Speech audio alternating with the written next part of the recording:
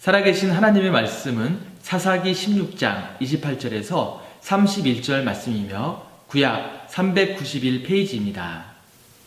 삼손이 여호와께 부르짖어 이르되 주 여호와여 구하옵나니 나를 생각하옵소서. 하나님이여 구하옵나니 이번만 나를 강하게 하사 나의 두 눈을 뺀 블레셋 사람에게 원수를 단번에 갚게 하옵소서 하고, 삼손이 집을 버틴 두 기둥 가운데 하나는 왼손으로 하나는 오른손으로 껴 의지하고, 삼손이 이르되 블레셋 사람과 함께 죽기를 원하노라 하고 힘을 다하여 몸을 굽히매 그 집이 곧 무너져 그 안에 있는 모든 방백들과 온 백성에게 덮이니 삼손이 죽을 때에 죽인 자가 살았을 때에 죽인 자보다 더욱 많았더라. 그의 형제와 아버지의 온 집이 다 내려가서 그의 시체를 가지고 올라가서 소라와 에스다올 사이 그의 아버지 마누아의 장지에 장사하니라. 삼손이 이스라엘의 사사로 20년 동안 지냈더라. 아멘. 사사기 16장 28절에서 31절에 있는 오늘 본문의 말씀을 가지고 내 안에 삼손이라는 제목으로 함께 말씀을 전하기를 원합니다. 큰 은혜 되는 귀한 시간 될 수 있길 바랍니다. 자, 이스라엘은 오늘 본문에 보면은 사사시대를 맞고 있습니다. 그렇다면 왜 사사시대를 이스라엘 백성들이 맞게 되었을까요? 그 이유는 여러분 잘 아시다시피 이스라엘 백성들이 출애굽 이후에 지도자는 모세였습니다. 그러니까 모세의 인도함 속에서 출애굽을 하게 되었고 40년 동안 광야 여정을 이제 유리방황하다가 요단강 건너기 바로 직전 땅이 바로 모압 땅인데 이곳에서 지도자, 출애굽의 영도자여 지도자인 모세가 죽습니다. 그리고 그것에서 새로운 지도자인 여호수아가 파턴 체인지를 하게 되지요. 그리고 이스라엘 백성들은 여호수아의 인도함 속에서 요단을 건너서 본격적인 가나안 땅, 이제 정복 전쟁을 펼치게 됩니다. 그리고 이미 그 땅에는, 가나안 땅에는 가나안 부족들이 살고 있었습니다. 일명 가나안의 7 부족들이 살고 있었는데 그들과 치열한 전쟁을 통하여서 가나안 땅을 이제 점진적으로 계속해서 가나안 중부를 치고 남부를 치고 북부를 쳐서 나중에는 다 가나안 정복 전쟁을 마치게 되지요. 그리고 각 지파별로 하나님 앞에서 제비 복귀를 한 뒤에 그 제비 분깃대로 이제 지파별로 땅을 분배받아서 이제 한동안 태평성대를 누리게 됩니다. 그리고 세월이 지난 다음에 지도자 여호수아도 죽고 결국은 모세 뒤에 여호수아 뒤에 지도자 부재로 인해서 결국은 이스라엘 백성들은 심각한 사사시대를 겪게 됩니다. 이 사사시대가 BC 1039년에서 1050년이니까 한 350년 동안 이런 사사시대를 맞게 되는데 이스라엘의 최초의 첫 번째 사사는 온니엘입니다. 그리고 마지막 사사는 사무엘 선지자입니다. 그런데 온니엘서부터 사무엘까지 사사가 총 몇 대냐면은 15명의 사사가 나옵니다. 그 중에서 오늘 본문은 15명의 사사 가운데 13번째 해당되는 삼손도 사사예요. 삼손 사사가 치리하던 시대에 있었던 그 배경을 소개하고 있습니다. 그리고 성경에 보면 사사시대를 한마디로 한 줄로 딱 요약한 것이 있습니다. 사사기는 전체적으로 21장으로 되어 있습니다. 21장 마지막 절이 25절인데 21장 마지막 25절에 보면은 성경은 이 사사시대를 전체적으로 총망라해서 한 줄로 딱 정리하는 그 말씀이 있는데 뭐라고 말씀했냐면은 그때 이스라엘에 왕이 없으므로 사람이 각기 자기의 소견에 옳은 대로 행하였더라. 이게 사사시대를 온니엘서부터 사무엘 선지자까지 총망라해서 한 줄로 딱 요약한 것이 그때 이스라엘에 왕이 없으므로 사람들이 각기 자기 소견에 옳은 대로 행하였더라 하고 이렇게 정리하고 있습니다. 자, 오늘은 이스라엘의 사사 가운데서 조금 전에 말씀드렸다시피 13번째 해당되는 이 삼손 사사에 대해서 살펴보면서 말씀의 은혜를 나누기를 원합니다. 삼손은 조금 전에 우리가 마지막 절 31절에 읽었지요. 20년 동안 사사의 직을 감당했다고 소개하고 있습니다. 자, 그러면은 20년 동안 사사직을 감당했던 이 삼손의 출생서부터, 그 다음에 성장 배경서부터, 타락서부터 마지막 죽음에 이르기까지 그 모든 과정을 한번 정리해서 살펴보도록 하겠습니다. 먼저 첫 번째로 삼손의 출생 과정을 먼저 살펴보도록 하겠습니다. 삼손의 아버지 이름은 마노아입니다. 삼손의 아버지 부모님이 결혼을 했는데 자식이 안 생기는 거예요. 그래서 처음에는 여러 가지 모양으로 시도했겠지요. 그러다가 자식이 없자 거의 포기 상태입니다. 그런데 어느 날 삼손의 어머니에게 하나님의 사자가 나타났습니다. 그리고 후퇴 소식을 알리지요. 그 내용이 바로 사사기 13장 3절서 5절에 있는 말씀에 천천히 한번 다 같이 읽도록 하겠습니다. 시작. 여호와의 사자가 그 여인에게 나타나서 그에게 이르시되 보라, 내가 본래 임신하지 못함으로 출산하지 못하였으나 이제 임신하여 아들을 낳으리니 그러므로 너는 삼가 포도주와 독주를 마시지 말며 어떤 부정한 것도 먹지 말지니라. 보라, 내가 임신하여 아들을 낳으리니 그의 머리 위에 삭도를 대지 말라. 이 아이는 태에서 나옴으로부터 하나님께 바쳐진 나실인이 됩니다. 그가 블레셋 사람의 손에서 이스라엘을 구원하기 시작하리라 하시니. 아멘. 잘 읽어주셔서 감사드려요. 송편 먹은 힘, 쇠고기 먹은 힘, 온갖 좋은 것이 하여튼 오늘 다 이렇게 하기 위해서 뭐가 다 생각하시고 예배를 통하여서 말씀만 받지 말고 아멘하여서 하나님께 영광 돌리시길 바랍니다. 이제 제 목소리가 점점 살아나는 것 같아요. 자, 하나님의 사자로부터 이 소식을, 수태 소식을 이제 받았던 삼손의 어머니는 너무 좋아서 이때 남편이 없었거든요. 마노아가 그 자리에 같이 있지 않았습니다. 결국 남편에게 가서 하나님의 사자가 나타나서 우리 가정에게 자식을 준다 그랬다, 아들을 준다 그랬다 하고 이렇게 그 소식을 알리지요. 남편이 너무 기뻐서 과연 이것이 사실이냐 하면서 하나님 앞에 제단을 쌓아놓고 감사의 제단을, 하나님 앞에 감사의 제단을 쌓지요. 그때 하나님의 천사가 그에게 나타나서 대답을 줍니다. 내가 낳을 아들은 나실이니라. 너희들은 그 아이를 잉태하고 태중에 있을 때 포도주와 술이나 이런 독주 같은 거 절대로 마시면 안 된다. 여러분, 엄마가 임신했는데 이렇게 독주 먹고 담배 피고 이러면 어떻게 되겠어요? 이와 같이 삼손의 출생은 감동 그 자체의 모습으로 태어났다는 것입니다. 삼손만 그래 태어난 것이 아니라 우리의 출생 과정도 보면은 드라마틱한 이런 것이 아마 있었으리라 생각됩니다. 이 세상에 이런저런 기쁨들이 많겠지만 세상에 사람 난 기쁨보다가 큰 기쁨이 없다고 예수님께서 말씀하셨는데 그 작품, 그 명품들이 오늘 여기에 쫙 앉아 있는 거예요. 아멘. 자, 여기서 나실인이라 하면은 구별된 하나님의 사람으로서 특별히 하나님께서 성별한 자녀인데 날 때부터 머리를 깎지 않되 삭도를 대면, 칼을 대면 안 된다는 거죠. 머리 깎지 말란 얘기고, 그 다음에 독한 술, 포도주나 술 같은 거 마시지 말고, 그 다음에 죽은 시체나 부정한 것을 만지지 말라고 이렇게 특별히 성별된 사람을 바로 나실인이라 하지 않습니까? 그래서 바로 오늘 삼손의 출생 과정과 또 그가 바로 나실인으로 태어났다는 것입니다. 여러분, 우리가 삼손의 나실인도 참 귀하지만 영적인 나실인도 정말 귀한 거예요. 세속에 때묻지 않고 물들지 않고 오직 하나님만 바라보는 거룩한 주바라게 된 이런 성도라면 정말 오늘날 현대판 나실인이 되지 않겠나 생각을 해봅니다. 두 번째로 삼손의 성장 과정과 타락에 대한 부분을 보도록 하겠습니다. 삼손은 남에서부터 힘이 천하장사예요. 만약에 뭐 이렇게 씨름이나 뭐 어떤 힘으로 할 수 있는 것이 만약에 나타났다면은 삼손 집이 아마 다 가져왔을 것 같아요. 저는 이 말씀을 준비하면서 이런 생각을 해봤습니다. 만약에 이게 현실적으로는 맞지 않는 거예요. 왜냐하면 시대가 다르니까. 삼손하고 골리앗하고 한번 붙었다면 누가 이겼을까? 아마 이랬을 것 같아요. 성령 충만했을 때는 삼손이 이겼고, 만약에 오늘 본문에도 나오듯이 머리카락이 밀어서 나실인의 사명을 감당하지 못했을 때는 골리앗이 이기고 아마 그랬을 것 같아요. 네.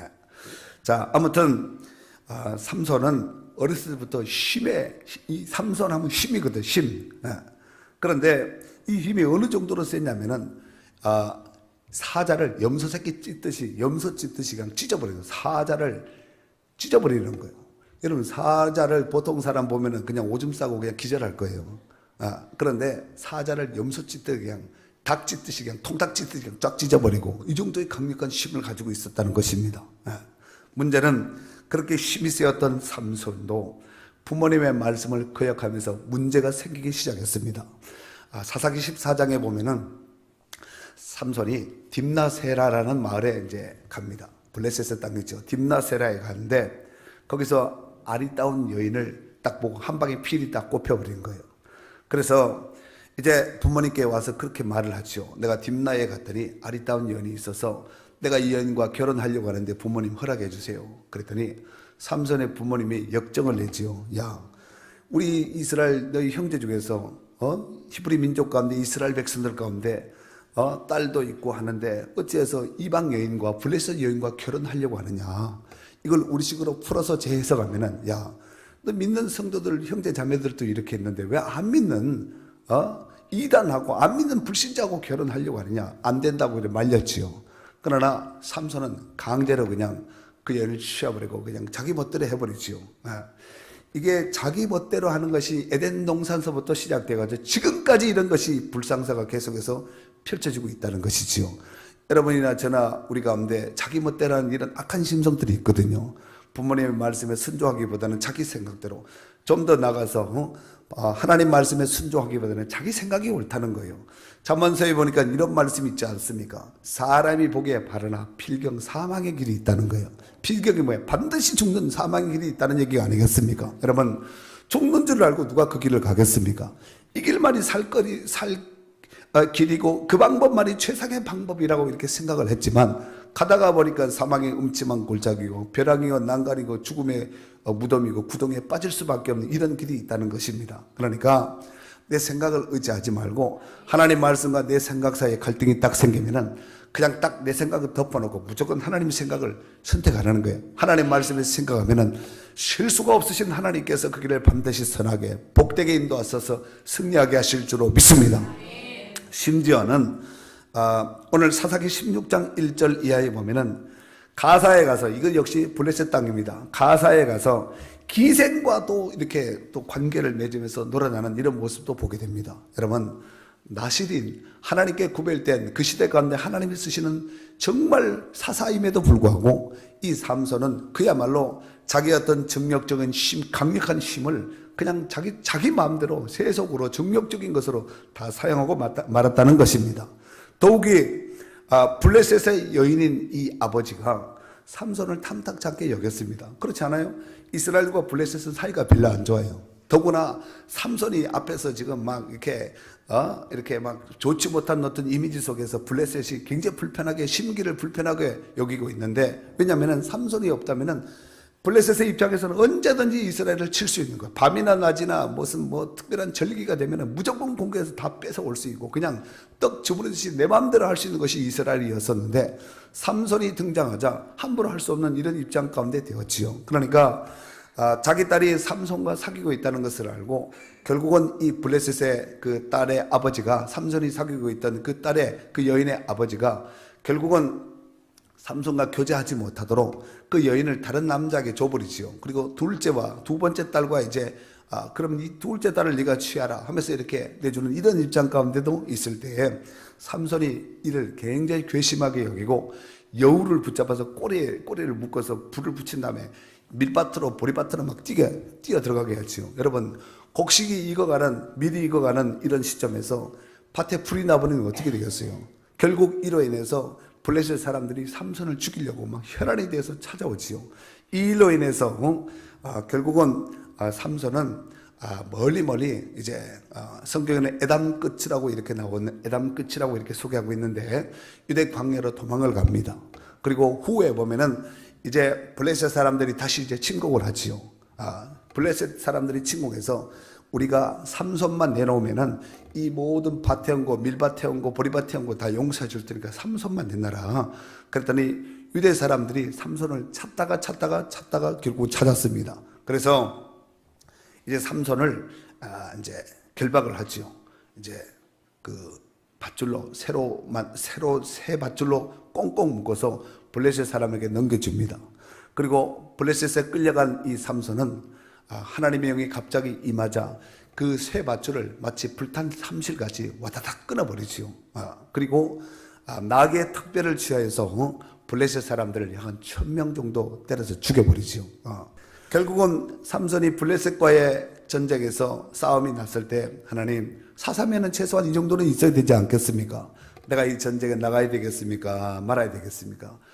어떤 선지자나 다른 사사들처럼 묻고 하나님 앞에 구한 것이 있어야 되는데 전혀 그런 내용이 없죠. 자기 기분에 수틀리면 가서 그냥 뭐라도 지고 막 그냥 다 죽이고 막 이렇게 자기 임의대로 이렇게 결정을 하고 집행을 한 것이지요. 결국은 자기 정력적인 이런 부분을 컨트롤하지 못한 이 삼손은 훗날 블레셋 땅의 소렉 골짜기에 들릴라라는 이런 여인을 사랑하게 됩니다. 삼손과 들릴라 이야기는 아주 유명한 이야기가 여러분 아시지요? 그런데 블레셋 사람들이 이 사실을 알고는 어떻게 하면 삼손을 죽일까 궁구하고 궁리하고 연구하다가 들릴라를 앞세워서 끈질기게 삼손의 힘의 비밀에 대해서 알려달라고 요청하게 만들지요. 결국은 처음에는 나를 이렇게 하면은 내가 힘이 없다, 저렇게 하면 힘이 없다 하고 여러 가지 방법으로 이제 삼손이 말한 대로 이제 블레셋 여인이 이 들릴라가 자기 그 블레셋 사람들에게 알려줬지만 그들의 했지만 모든 것이 그냥 투투툭 하고 다 끊어버리지요. 그래서 결국은 나중에 들릴라가 울면서 합니다. 이 여자들 울 때 정말 조심해야 돼요. 여자들 울 때 거의 남자들이 마음이 확 무너지거든요. 어린 남자들은 잘 모르지만 이 연세 드신 어르신들은 제 말을 공감하시죠. 그래서 매일 묻는 거예요. 당신의 힘이 어디서 나냐? 어떻게 하면 힘이 없어지냐? 이렇게 물어보면 벌써 삼손이 감을 잡고 이 여자가 나를 죽이려고 하는구나, 넘기려고 하는구나 하고 나름대로 감을 잡아야 되는데, 너는 내가 만약에 이렇게 해준다 할지라도, 내가 말 알려준다 할지라도 가짜지요. 네가 아무리 한들 나는 다 끊어낼 자신이 돼. 교만입니다. 결국은 나중에는 쪼르지요. 성경 한번 읽겠습니다. 16장 16절 읽도록 하겠습니다. 16장 16절 시작. 날마다 그 말로 그를 재촉하여 조르매 삼손의 마음이 번면에 죽을 지경이라. 날마다 쪼르는 것이요. 어떻게 해야 돼 하면서 쫄라댔더니 삼손이 처음에는 막 이리저리 둘러대다가 나중에는 막 이렇게 하잖아요. 계속 쫄라대는 거죠. 그러다가 17절에 보니까 삼손이 진심을 드러내어 그에게 이르되 내 머리 위에는 삭도를 대지 아니하였나니 이는 내가 모태에서부터 하나님의 나시린이 되었습니다. 만일 내 머리가 밀리면 내 힘이 내게서 떠나고 나는 약하여져서 다른 사람과 같으리라 하니라. 이걸 가지고 등신이라 그래요. 이런 바보가 어디 있어요? 여러분 생각해 보세요. 자기 힘의 근원을 알려주는 건 좋지만 이게 알려주면 어떻게 된다는 것을 그 다음을 생각하지 않는 등신 아니에요? 이 남자들은 한번 뭐에 빠져버리니 단세포가 되는 거예요. 네. 근데 여자인데 어떻게 남자 마음을 그렇게 잘 아실까? 여러분, 삼손은 육신의 정욕에 빠진 대표적인 인물이라고 볼 수 있습니다. 안목의 정욕에 빠진 대표적인 인물이라고 볼 수 있습니다. 그런데 이렇게 될 수밖에 없는 것이 그 조상 도르르 해서 구슬로 가면 아담과 하와가 나오죠. 아담과 하와가 뱀이 처음에 와서 아담을 꼬셨어요? 하와를 꼬셨어요? 왜 하와를 꼬셨을까요? 사단은 여인의 마음을 잘 알았던 것 같아요. 만약에 아담에게 접근했다면 이놈의 뱀새끼하고 지그작등에 들든가 무슨 비료포대 들든가 해가지고 어떻게 하지 않았겠습니까? 꼬드기는 거죠. 한번 봐라. 그럼 봤지요. 따먹어 봐라. 안 된다. 근데 자꾸 보니까 보암직 먹음직 지혜롭게 할 만큼 탐스러운 나무인지라. 결국은 하와가 따먹지요. 그러면 자기만 먹고 끝내야 되는데 이게 자기만 먹고 끝낸 것이 아니라 남편에게 가지요. 그런데 남편에게 가서 이렇게 요구했을 때 당신도 먹어봐라 했을 때 아담이 처음부터 덥석 받아먹지는 않았을 것 같아요. 오늘 여기 본문에 아까 16절에 날마다 그 말로 그를 쪼르매 쫄라대는 거야. 그래도 먹어라. 어떻게 나가 먹었는데 이렇게 됐는데 당신 안 먹고 이렇게 될 수가 있겠냐. 쪼르고 쫄르니까 아담이 여기 성경에 뭐라 그랬어요? 삼손의 마음이 번뇌 죽을 지경이라. 이걸 아담으로 바꾸면은 아담의 마음이 번민하여 죽을 지경이라. 얼마나 괴롭게 차라리 확 먹고 말지. 아이고 귀찮다고. 남자들은 먹거든요. 그 먹으면 죽는다는 것을 알면서도 먹어요. 결국 그로 인해서 들릴라가 블레셋 사람에게 이 정보를 알려주지요. 그리고 어느 날 나를 잡아서 삼손을 자기 머리에 자기 이게 무릎에 탁 느끼고 삼손 하면서 이렇게 싹 머리를 어루만지면서 머리를 밀어버리죠. 그런데 성경에 보면은 머리를 빡빡 다 밀었다 그러지 않고 성경에 보니까 몇 가닥을 밀었다고요? 19절 읽겠습니다. 19절 시작. 들릴라가 삼손에게 자기 무릎을 베고 차게 하고 사람을 불러 그의 머리털 7가닥을 밀고 괴롭게 번져 그 쉼이 없어졌더라. 아멘.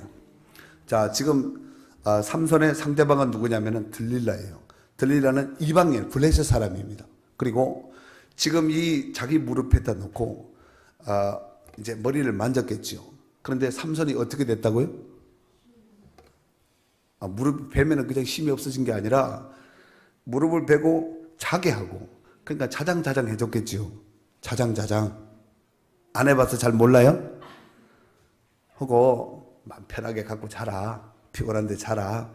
재운 다음에 그의 머리털 가닥을 7가닥을 밀고 괴롭게 한번 건드려 보죠. 죽겠다는 전 같으면은 툭 건드리면 탁 잡으면 으악 했는데 툭 했는데 잡았는데도 살짝 잡으니까 힘이 빠졌구나. 결국은 자기 사람들을 불러서 20절에 보니까 들릴라가 이르되 삼손이야 블레셋 사람이 당신에게 들이닥쳤느니라 하니 삼손이 잠을 깨며 이르기를 내가 전과 같이 나가서 몸을 떨치리라 하였으나 여호와께서 이미 자기를 떠나신 줄을 깨닫지 못하였더라 그랬습니다.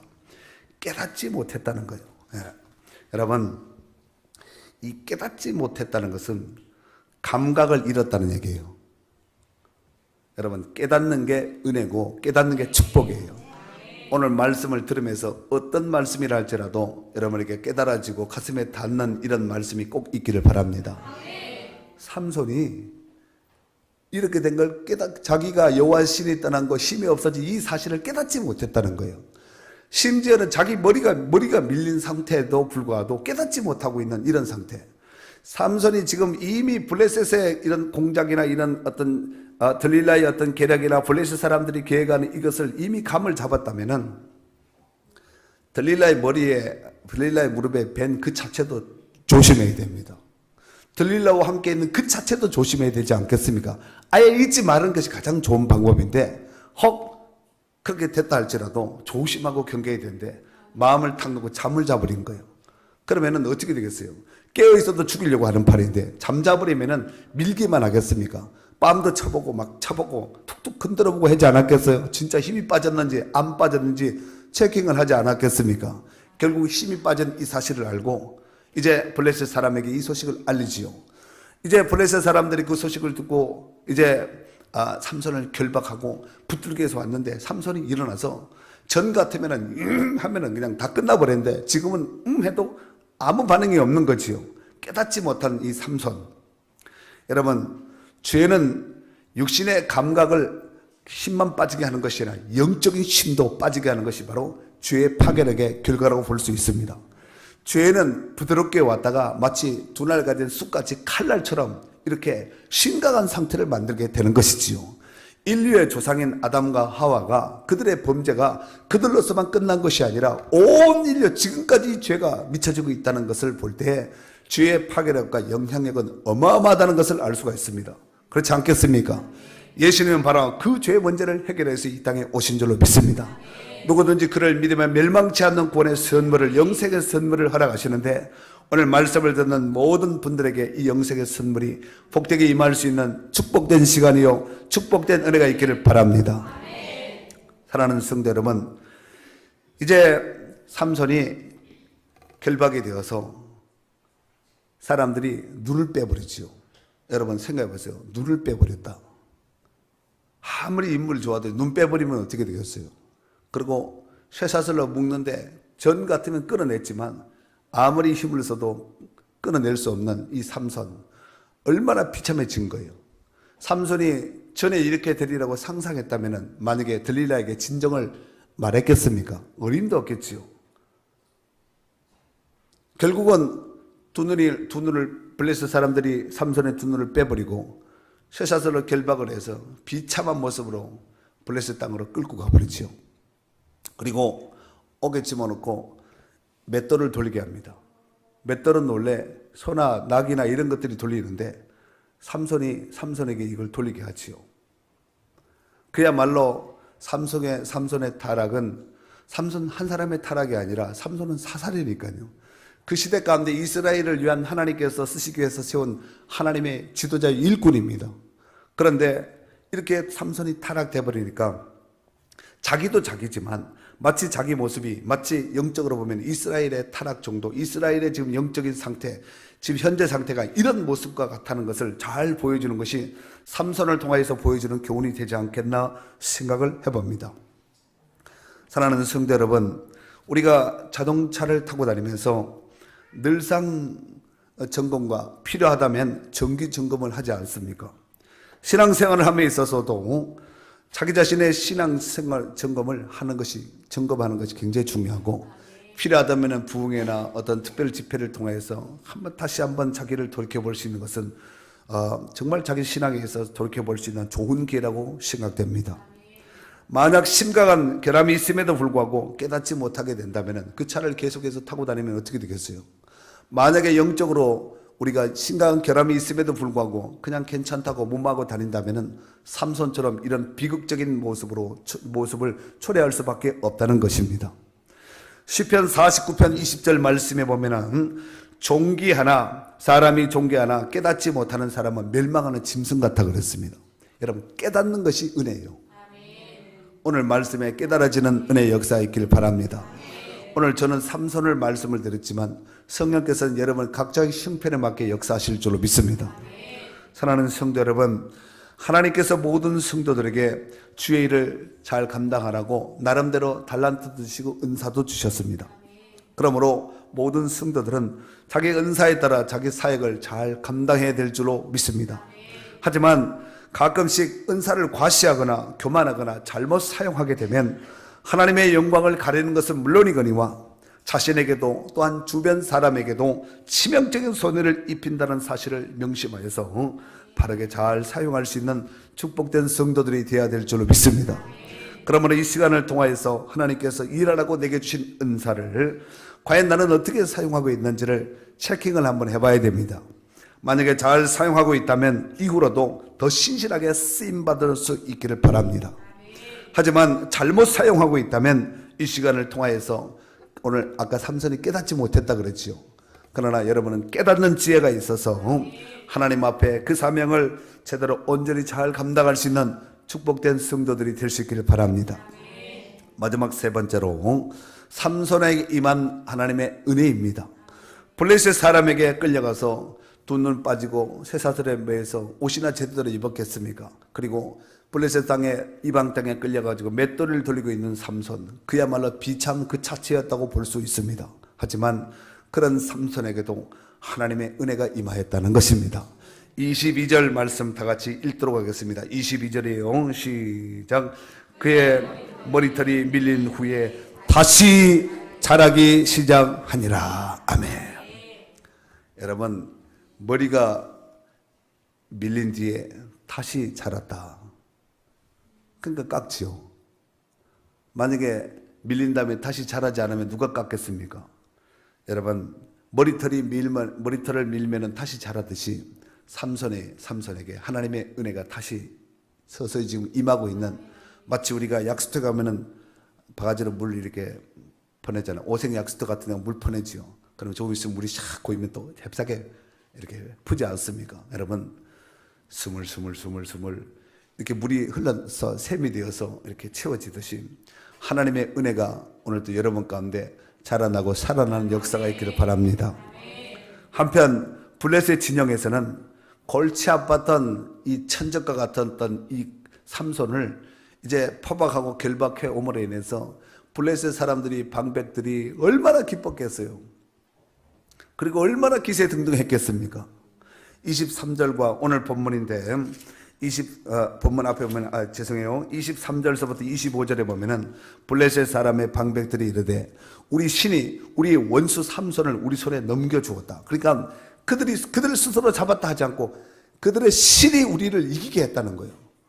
여러분, 다윗과 골리앗의 싸움이 그냥 물매 던진 것이 아니라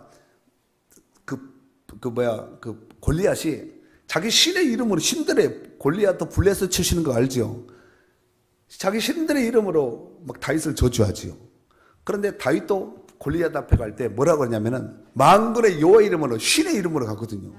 이게 그냥 육신적인 전쟁인 것 같지만 이게 영적인 전쟁과 서로 결부되어 있다는 것을 알 수가 있습니다. 여러분, 그래서 블레셋 사람들이 우리 신이 삼손을 붙잡아서 우리에게 포로로 넘겼다, 이렇게 생각을 하고 있었다는 거예요. 그래서 더 기뻐하는 거죠. 신들을 막 찬양하고 막 높이고 막 이렇게 축제지, 축제 분위기. 그러니까 블레셋은 축제 분위기입니다. 그리고 23절 보세요. 다 모여 그들의 신 다곤에게 큰 제사를 드리고 즐거운 막 큰 제사. 그리고 방백들도 삼손을 보았으므로 이르되 우리의 땅을 망쳐놓고 우리의 많은 사람을 죽인 원수를, 그러니까 블레셋 사람은 삼손을 원수로 생각하는 거죠. 원수를 우리 신이 우리 손에 넘겨주었다 하고 자기들의 신을 찬양하며, 다곤 신이죠. 그들의 마음이 즐거울 때 뭐라 그랬어요? 삼손을 우리 한번 불러다가 한번 저놈 데려다 우리 앞에 제주 부리게 하자. 그 삼손을 불러내죠. 삼손이 그들 앞에서 어떤 제주를 부리는지 모르겠지만 하여튼 제주를 부리죠. 정말 사사로서, 하나님의 일꾼으로서 제 몫을 감당하지 못하면은 자기만 망신이 아니라 하나님 망신, 백성들 망신, 다 망신되는 거죠. 이게 영적으로 굉장히 우리에게 큰 교훈을 주는 말씀이 아니겠습니까? 여러분, 블레셋 사람들이 삼손에게 온갖 제주를 부리게 하면서 희희낙낙 즐거워하고 있을 때 삼손의 마음에 거룩한 분노가 일어나기 시작했습니다. 내가 하나님의 사람으로서 하나님의 영광을 가렸더니 내가 이방 사람, 블레셋 사람, 더욱이 다곤 신전에서 내가 이 조롱거리가 되어서 이렇게 되고 말았구나 하면서 자기를 아마 굉장히 돌이켜보면서 그때 아마 큰 후회를 했을 것 같아요. 그리고 곁에 서 있는 자기를 이끈 그 소년에게 말하기를 나로 이 집에 기둥을 붙잡게 해라. 당시 다곤 신전에는 2층 타락에 약 한 3,000명 정도가 여기 보니까 있었다고 27절에 소개하고 있지요. 여러분, 이게 1층이 아니고 마당이 아니고 위층이거든요. 위층. 예? 지붕에 있는 남녀도 3,000명 가량이라. 그럼 지붕에 있는 자가 3,000명은 그 아래도 그만큼 있다는 얘기 아니겠습니까? 여러분, 3,000명의 건물에 하나 들어왔다 생각해 보세요. 어마어마 3,000명이 위에 지붕에만 있어도 그런데 아래 또 있을 거 아니에요. 그럼 이게 뭐 어마어마한 숫자가 거의 한 10,000명 정도 육박에 모이지 않았겠나? 흩어진 사람까지 한다면. 그 신전의 규모가 어느 정도였을까 한번 생각해 보세요. 어마어마한 신전이 아니었겠습니까? 거기에서 많은 사람들이 보는 그 입장에서 그들이 다곤 씨를 막 축제 분위기 속에서 찬양하고 막 이런 분위기 속에서 삼손이 사슬에 묶여서 비참하게 끌려와서, 눈도 없는 눈 빼진 삼손 끌려와서 비참한 초라한 모습으로 그들 앞에 서 있는 거죠. 여러분, 우리가 하나님께서 우리에게 주신 사명을 제대로 감당하지 못하면 세상 사람들로부터 이렇게 조롱을 받을 수밖에 없습니다. 우리의 힘은 하나님께서 우리에게 주신 사명을 잘 감당할 때 하나님께서 그 은혜를 입히고 은사도 강력하게 주시고 사람도 굴복하게 하거든요. 그런데 우리가 우리의 몫을 제대로 감당하지 못하게 되면은 결국은 믿지 않는 사람들, 불신자들 가운데, 이방 사람들 가운데 결국은 무릎을 꿇을 수밖에 없고 비참한 모습으로 전락될 수밖에 없다는 것을 삼손을 통해서 우리에게 잘 보여주는 교훈이라고 볼 수 있겠습니다. 그리고 삼손이 이제 곁에 서 있는 소년에게 내게 기둥을 잡게 해라. 그 손이 눈이 없으니까 기둥이 어딘지 모르잖아요. 그래서 다곤 신전에 기둥을 잡게 하지요. 그러면서 삼손이 오늘 본문에요. 28절 다 같이. 자, 28절 읽겠습니다. 삼손이 시작. 삼손이 여호와께 부르짖어 이르되 주 여호와여 구하옵나니 나를 생각하옵소서. 하나님이여 구하옵나니 이번만 나를 강하게 하사 나의 두 눈을 뺀 블레셋 사람에게 원수를 단번에 갖게 하옵소서. 삼손이 지금 뭐 하고 있어요? 하나님 앞에 기도하는데 그냥 기도가 아니라 부르짖는 거예요. 부르짖는다는 것은 우리말로 말하면 큰 소리를 쳤다는 얘기가 아니겠습니까? 여호와여 구하옵나니, 하나님이여 구하옵나니, 구하는 거예요. 이번만 한 번만 내게 힘을 달라고, 전과 같은 힘을 달라고 기도하지요. 그리고 삼손은 한 손으로는 왼손을 한 기둥 잡고 오른손으로 또 한 기둥을 잡고 껴안아 버리지요. 글쎄 기둥이 뭐 어떤 기둥인지 몰라도 삼손이 뭐 어느 정도 팔을 가지고 있는지 몰라도 양쪽 기둥을 잡고 끌어안은 거예요. 당긴 거지요. 그러면서 30절 블레셋 사람과 함께 죽기를 원하노라 하고 힘을 다해서 몸을 굽힌다는 거예요. 잡아당겼겠지요. 그 집이 곧 무너져 그 안에 있는 모든 방백들과 온 백성에게 덮이니 삼손이 죽을 때 죽인 자가 살았을 때 죽인 자보다 더욱 많았더라 그랬습니다. 아멘이지요. 여러분 이 일로 말미암아 삼손은 그의 마지막 죽음으로 인해서 자기가 겪었던 이 부끄러운 수치를 단번에 다 갚아버렸습니다. 여러분 3,000명을 죽였다. 이건 뭐 원자폭탄이나 터져야지 이렇게 될 일이 아니겠습니까? 현대판으로 본다면은. 여러분 저는 이 말씀을 보면서 묵상하면서 어떤 생각을 했냐면은 삼손이 지금 이때 말고 20년 동안 사사의 직임을 감당했다고 그랬잖아요. 건강할 때 그 긴 세월 동안 사사의 직임을 하나님을 의지하고 하나님의 말씀을 받고 만약에 움직였다면 지금뿐만 아니라 20년 내내 이와 같은 모습으로 쓰임받을 이상도 쓰임받을 수 있었으리라 생각됩니다. 그렇지 않겠습니까? 힘이 있을 때 건강할 때 하나님을 의지하고 하나님 앞에 부르짖었다면 얼마나 좋았겠습니까? 삼손이 오늘 여기 28절에 오늘 부르짖어서 기도하는 말씀이 나오는데 그전에는 하나님 앞에 부르짖었다는 얘기가 하나도 없어요. 한 말씀도 없습니다. 사람이 힘있고 능력이 있으면 하나님을 의지하기보다는 자기를 의지하는 경향들이 많습니다. 자기가 가지고 있는 건강이나 뭐 돈이나 지혜나 뭐 미모나 실력이나 재주나 이런 걸 자랑하거든요. 하지만 의지할 것이 없게 되면 이런 기도가 나오는 거예요. 이 삼손의 기도는 그냥 주여가 아니라 부르짖어서 기도한 거예요. 자기 온 목이 터져라고 하나님 앞에 이거 꼭 들어주셔야 됩니다 하고 절대적인 간구로 하나님 앞에 부르짖었다는 사실입니다. 여러분이 한번 여러분의 인생을 살면서 한번 자기를 한번 점검해 보세요. 내가 뭔가가 되고 할 때는 있을 때는 과연 이런 부르짖는 기도가 나오는가? 인생이 바닥을 치고 어려움을 겪고 건강도 주변의 모든 상황도 악조건 하에서 사면초가의 어떤 위기를 만나면은 이 기도 하지 말라도 부르짖는 기도합니다. 그러니까 기도하지 않는 이유는 여러 가지 이유가 있겠지만 육신이 뭐 연약해도 있겠지만 등 따시고 배불러서 아직 살만하니까 기도하지 않는 거예요. 그런 것 같아요? 아닌 것 같아요? 스스로 잡아가시는구나. 자수하시는구나. 사랑하는 성도 여러분, 어찌됐든 삼손은 장차 오실 예수 그리스도의 표상의 사람입니다. 히브리서 9장 12절에 보면은 염소와 송아지의 피로 하지 아니하고 오직 자기의 피로 영원한 속죄를 이루사 단번에 성소에 들어가셨느니라 그랬어요. 누가? 예수님이 들어갔다는 거예요. 성소에 왜 들어가요? 우리 죄를 단번에 해결하셨다는 거예요. 십자가에서. 또 히브리서 9장 28절에 보면은 이와 같이 그리스도도 많은 사람의 죄를 담당하시려고 단번에 들으신 바 되셨고, 뭐 몇 번 드리고 자주 드리고 늘 드리고 이런 것이 아니라 단 한 번 십자가 진 거예요.